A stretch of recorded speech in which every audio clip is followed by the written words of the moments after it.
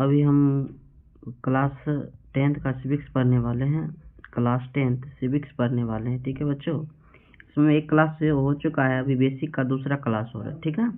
आज अभी हम देखने वाले हैं शासन के प्रकार देखेंगे। क्या देखेंगे बच्चों? शासन के प्रकार देखेंगे, ठीक है। हम देखेंगे शासन के प्रकार जो है कितने प्रकार के होते हैं, यानी कि दुनिया में कितने प्रकार की शासन की जाती है, कितने प्रकार से। पहला है राजतंत्र। पहला क्या है बच्चों? राजतंत्र। पहला क्या है? राजतंत्र। पहला क्या है? राजतंत्र। दूसरा तानाशाही। तीसरा लोकतंत्र। चौथा सैनिक शासन। कितने प्रकार से दुनिया में जो है ना जो है शासन किया जाता है, ठीक है बच्चों। अब हम नेक्स्ट बात करते हैं जो स्पेशल करके कि राजतंत्र किसे कहते हैं, ठीक है बच्चों। चलिए सबसे पहले हम समझते हैं कि सबसे पहले समझते हैं कि राजतंत्र किसे कहते हैं। क्या समझते हैं बच्चों? राजतंत्र। राजतंत्र में कह रहा वैसा शासन व्यवस्था जिसमें किसी देश पर राजा या रानी द्वारा शासन चलाया जाता है, उसे क्या कहते हैं? राजतंत्र कहते हैं। जैसे उदाहरण में सऊदी अरब, यानी कह रहा वैसा देश जहाँ पे राजा या रानी के द्वारा शासन चलाया जाता है उसे क्या कहते हैं? राजतंत्र, ठीक है बच्चों।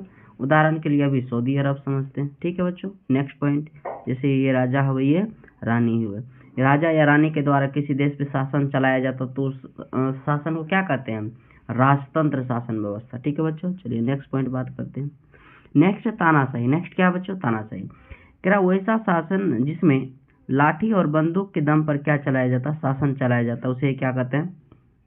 तानाशाही का। तो उसे क्या कहते हैं बच्चों? तानाशाही। जैसे उदाहरण समझते हैं उत्तर कोरिया, ठीक है बच्चों। अगर हम यहाँ देखें, ये व्यक्ति, ये किंग जोंग, ये है उत्तर कोरिया के, ठीक ना। नेक्स्ट पॉइंट अगर हम बात करते हैं, नेक्स्ट है लोकतंत्र। क्या है बच्चों? लोकतंत्र।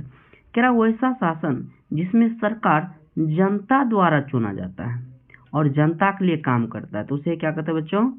लोकतंत्र, ठीक है बच्चों। उदाहरण के लिए अपन भारत, ठीक है बच्चों। चलिए नेक्स्ट पॉइंट। नेक्स्ट पॉइंट इसमें कह रहा है कि सैनिक शासन। क्या कह रहा है बच्चों? सैनिक शासन क्या समझते हैं? सैनिक शासन। कह रहा वैसा शासन जिसमें सत्ता में रह रहे सरकार को उखाड़ फेंक सेना खुद क्या कर लेती है? कब्जा कर लेती है, उसे सैनिक शासन कहते हैं। अब समझिए, जैसे मान लीजिए किसी देश पे, मान लीजिए ये देश ए है, क्या है बच्चों? ए है, और इस पे क्या किया? सेना क्या कर लिए? कब्जा कर लिए। क्या कर लिए? इस पे कब्जा कर ली, ठीक ना बच्चों। तो अब इस पे शासन किसका चलेगा? सेना का। इसीलिए इसे कहते हैं सैनिक शासन व्यवस्था कहते हैं, ठीक है बच्चों। चलिए नेक्स्ट बात करते हैं। फिर हम देखते हैं शासन के, फिर देखते हैं दो प्रकार होते हैं। शासन कितने प्रकार? दो प्रकार। ये हम देखते हैं अध्यक्षीय शासन व्यवस्था और संसदीय शासन व्यवस्था। कौन कौन सी बच्चों? अध्यक्षीय शासन व्यवस्था और संसदीय शासन व्यवस्था, ठीक है बच्चों।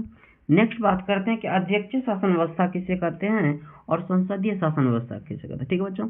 अगर हम बात करें अध्यक्षीय शासन व्यवस्था, करा जिस देश का प्रमुख ना राष्ट्रपति होता है उसे क्या कहते हैं बच्चों? अध्यक्षीय शासन व्यवस्था कहते हैं।